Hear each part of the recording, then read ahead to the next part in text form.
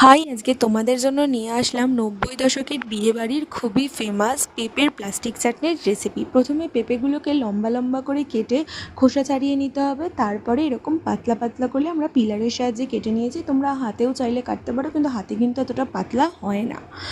তারপরে নিয়ে নেবে লেবুর রস আর নেবে কাজু বাদাম।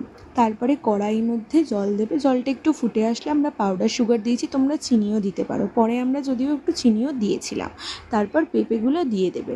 পেঁপেগুলো দেওয়ার পর পেঁপেগুলো সেদ্ধ হতে দিতে হবে, ঢাকা দিয়ে দেবে, তাহলে তাড়াতাড়ি হয়ে যাবে। তারপরে দেখতে হবে পেঁপেগুলো ট্রান্সপারেন্ট একদম পাতলা পাতলা হয়ে এসছে নাকি, ঠিক আছে। এটা কিন্তু আমার বড় মার রেসিপি, তিনি খুবই ভালো বানাতো। আজ তিনি নেই, এই জন্য মাই বানিয়ে বানিয়ে খাওয়ায়।